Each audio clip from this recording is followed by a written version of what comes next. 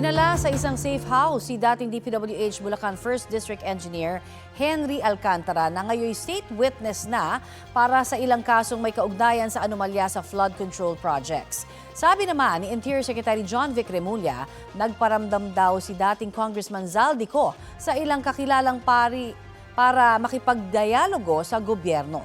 Balitang hatid ni June Veneracion. 2 buwan ang wanted si dating Congressman Zaldico sa mga kasong graft at malversation dahil sa 289 million peso flood control project sa Nauhan Oriental, Mindoro. Tinutugis pa rin si Ko at 6 na iba pa. Pero sabi ni Interior Secretary John Vic Remulla, nagpaparamdam na raw si Ko.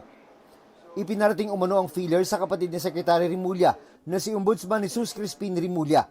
Pero hindi raw ito para sa posibleng pagsuko ni Ko. Meron na siyang feelers na through sa mga ibang pare na kilala niya. Not exactly, parang nagpapakonect na gustong ng dialogue sa amin. So, pero of course, that's not verified. Parang nagsabi pa lang, sinabi ng kaibigan na pinaparating. So, kakausapin namin yan. Sa huling monitoring, nasa Portugal umano si Ko at may hawak na Portuguese passport kaya hindi basta maipadeport. Siyempre, we take them seriously. Yung gusto makapag-dialogue, kakausapin namin yan. Pero kung bribe, ay wag na. Ang acting secretary ng DOJ, wala namang natatanggap na feelers mula kay Ko. Nasa kustodiya na ng DOJ si dating DPWH Bulacan 1st District Engineer Henry Alcantara na ngayoy state witness para sa ilang kaso kaugnay sa flood control scandal.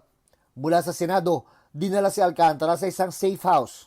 Hindi naman na nagbigay ng detalye ang DOJ tungkol sa proteksyon na ibibigay nila kay Alcantara. What I can confirm is si Engineer Alcantara is already under the protective custody of the program. Sa ilalim ng Witness Protection Program Security and Benefit Act, kabilang sa benepisyo ng mga nasa ilalim ng programa, ang security protection at escort services at immunity sa mga kasong kriminal kung saan sila state witness.